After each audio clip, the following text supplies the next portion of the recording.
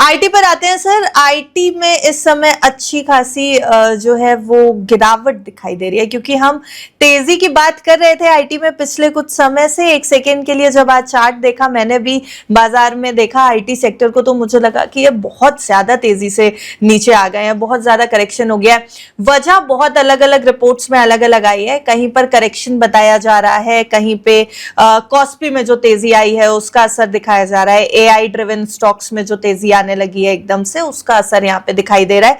दो तीन रीजंस हैं जो हमने निकाले हैं, और वो मैं अपने दर्शकों को एक बार बता देती हूँ कि आईटी स्टॉक्स में प्रॉफिट बुकिंग एक मेजर वजह है जो बहुत ज्यादा वैलिड नजर आ रही है इस समय। क्योंकि अगर देखा जाए तो पिछले एक महीने में आईटी स्टॉक्स में अच्छी खासी तेजी आई थी, बहुत ज्यादा कंसोलिडेट करने के बाद खरीदारी वापस लौटी थी आईटी में। और इन्फोसिस में अगर हम देखें तो पिछले 7 सेशंस में लगभग 11% का पॉजिटिव रिटर्न आया है इन्फोसिस जैसे स्टॉक में। टीसीएस जैसे स्टॉक में 8% की बढ़त दिखाई दी है। विप्रो और एचसीएल टेक में मजबूत रैली दिखाई दी है, और अब यहां पर प्रॉफिट बुकिंग कर रहे हैं निवेशक, ऐसा चार्ट्स को देख करके समझ में आ रहा है। और अगर दूसरा रीजन देखा जाए, जो न्यूज रिपोर्ट्स और बाकी के एक्सपर्ट से हमने बात की, वो ये कह रहे हैं कि वॉल स्ट्रीट का भी काफी असर यहां पर नजर आ रहा है, यानी यूएस मार्केट का असर दिखाई दे रहा है। अमेरिकी सॉफ्टवेयर स्टॉक्स में गिरावट आई, एसेंचर, कॉग्निजेंट और सेल्सफोर्स टूटे हैं। इन्फोसिस के एडीआर में कमजोरी दिखाई दी है। एआई चिप कंपनीज में खरीदारी लौट आई है, और इसलिए इंडियन आईटी के ऊपर प्रेशर बढ़ गया है। उसके अलावा सैनडिस्क, जैसे कि एआई चिप्स स्टॉक्स की हम बात कर रहे हैं, तो सैनडिस्क का शेयर लगभग 24% तक उछल गया है। कॉस्पी मार्केट की सर मैंने आपसे बात ही की थी कि अच्छी खासी तेजी वहां भी दिखाई दे रही है, 17% की तेजी ऑलमोस्ट कॉस्पी में दिखाई दे रही है। वापस से कंसोलिडेशन में जाएगा क्या आईटी? इतना सारा बताने के पीछे का सवाल यही है कि करेक्शन फेज वापस से शुरू होने वाला है क्या आईटी में, या कभी ये करेक्शन फेज गया ही नहीं था? ये जो थोड़ा बहुत हमें तेजी दिखाई दी थी, ये सिर्फ मोमेंट्री तेजी थी। मैम एक्चुअली आईटी के बगैर तो कुछ चल ही नहीं सकता। राइट। पर बाजार में इंडियन ये जो आईटी भी तो नहीं करेक्शन चल रहा हुई सर। मैम उसका रीजन ये है कि with the advent of AI hmm. कहीं ना कहीं इन्वेस्टर्स और बाजार इस बात का वेट कर रहे हैं कि कौन सी कंपनी इस इन आते हुए चेंजेस को अडेप्ट करती है, और उसकी वजह से हमने बाजार में कहीं ना कहीं ये करेक्टिव फेस देखा। हम्म। आने वाले समय में जैसे जैसे कंपनीज इस एआई को अडेप्ट करती चली जाएंगी, यू वुड सी कि टेक्निकल या जो अपने आईटी ड्रिवन स्टॉक्स हैं वो बहुत तेजी से रिकवर करेंगे। Hmm. They will have new projects, और जैसे जैसे एआई ड्रिवन आ रहा है, जो एआई बेस्ड सिक्योरिटी कंसर्न्स हैं उनके ऊपर बहुत ज्यादा काम आएगा इस आईटी सेक्टर में।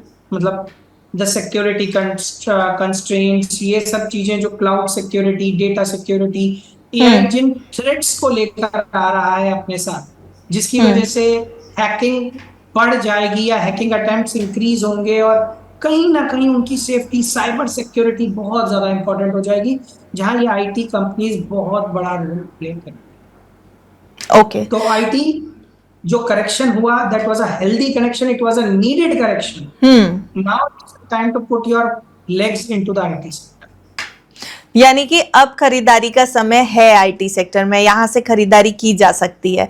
ठीक है सर। टीसीएस में खरीदारी की जा सकती है क्या? टेक्निकल चार्ट्स ये बता रहे हैं, हम चार्ट्स पे समझना चाहेंगे।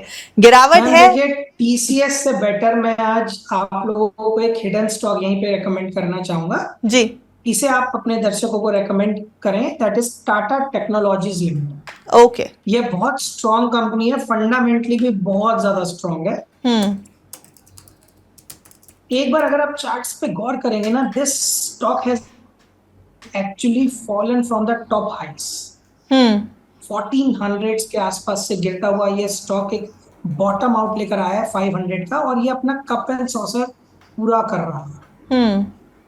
तो अगर आप ध्यान से देखें तो ये stock is a really good bet for anyone who wants to enter fresh into capital structure, into IT sector.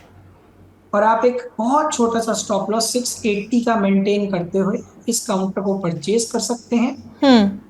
with a view of at least 1000 to 1500 within a couple of years. So okay. this would be my bet for the IT sector, that is Tata Technologies Limited. ठीक है sir. और कहीं पे entry के मौके IT sector में? Ma'am I believe that I have given the best. बाकी अगर जैसे आपने टाटा कंसल्टेंसी पूछा था, उसकी डिस्कशन जरूर करेंगे। हम्म। तो Tata consultancy obviously bottom out हो रहा है, हम्म। ठीक है। थोड़ा काउंटर कॉस्टली लगता है लोगों को, क्योंकि मनी टर्म्स में अगर हम देखें तो वैसे you can go for TCS also, it's a good bet. TCS is a good bet sir. Levels हैं हाँ, कुछ and you can important? Maintain a strict loss stop loss of closing below 2000। जी। एचसीएल टेक कैसा लग रहा है sir इस समय? मैं थोड़ा करेक्शन का वेट करना चाहूंगा एचसीएल टेक में। हम्म। अगर मुझे फ्रेश बाइंग करनी है तो मैं 1200 तक के लेवल्स का वेट करना ज्यादा प्रेफरेंस लूंगा before I hmm. Enter into a fresh bat in HCL technologies. Fresh buying नहीं कर सकते हैं, जिनके पास है उनके लिए क्या होगा, होल्ड करना चाहिए या पार्शियली प्रॉफिट बुकिंग की जा सकती है? नहीं, बिल्कुल आप होल्ड करें, and in a couple of years the technology sector would certainly go up. जी। इंटरेस्टिंगली सर, गिरते हुए आईटी में मुझे एचसीएल टेक ही इकलौता एक स्टॉक दिख रहा है जो ग्रीन ट्रेड कर रहा है इस समय, बट होल्ड करने की सलाह है, यहाँ पर होल्ड करते हैं। जल्दी से सर हमारे आखिरी काउंटर पे चलते हैं, वो है आइशर मोटर्स। आइशर मोटर्स इसलिए क्योंकि ऑटो स्टॉक्स में भी आज अच्छी तेजी हमें देखने को मिली है, और आइशर मोटर्स पिछले 2 दिन से बेहतर परफॉर्मेंस दिखा रहा है इस समय। स्ट्रैटेजी क्या लेकर के चलनी है आइशर मोटर्स में? मैम देखिए, जो ऑटोमोबाइल सेक्टर है ना, वो डायरेक्टली और इनडायरेक्टली क्रूड ऑयल से ड्रिवन है। जी। सबसे पहले हमें ये समझने की जरूरत है कि इट इज कहीं ना कहीं मतलब टोटली क्रूड ऑयल ड्रिवन। दूसरा, आइशर मोटर्स अपना एक बहुत स्टेबल रेजिस्टेंस लेकर चल रहा है 8200 का। हम्म। तो पहले भी 8200 से बहुत विग्रसली पलटा था, और अभी भी कहीं ना कहीं उसी लेवल के आसपास जा रहा है, 7850 के आसपास अभी कंसोलिडेशन ले रहा है।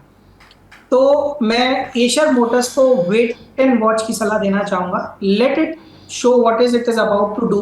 करेक्शन लेता है या 8200 से ऊपर कंफर्टेबली क्लोज होता है, उसके बाद हम कहीं ना कहीं एशर मोटर्स पे कुछ बेट लेने की पोजीशन में आएंगे। अभी as of now I would like to wait and watch in Eicher Motors. Mahindra and Mahindra में एंट्री ले सकते हैं क्या इस समय? आज का रिटर्न तो लगभग 5.5% से 6% है सर। मैम जब ऐसे स्पार्क मूव्स आते हैं ना, तो कहीं ना कहीं स्टॉक से डर लगने लगता है। महिंद्रा एंड महिंद्रा में डर लग रहा है इस समय? मैम डरने की बात वो नहीं है, जब ऐसे स्पार्क्स मूवमेंट आते हैं यानी अचानक से स्टॉक बूम आउट करता है, तो कहीं ना कहीं एक प्रॉफिट बुकिंग का फेज चलता है इन्वेस्टर्स की तरफ से। जब इतनी तेज कोई मूवमेंट्स कोई काउंटर दिखाता है, तो उसमें कहीं ना कहीं प्रॉफिट बुकिंग का एक फेज बनता है। तो हालांकि इट्स अ ब्रेकआउट, बट कोई बहुत बड़े टारगेट्स के लिए आप इसे नहीं ले सकते। Anybody wants to buy it, they can buy with a target of something around 38,000, 3,800, 3,900, maintaining a stop loss of closure below 2,900. So it's a 50-50 bet. Okay, 50-50 बेट है यहाँ पर।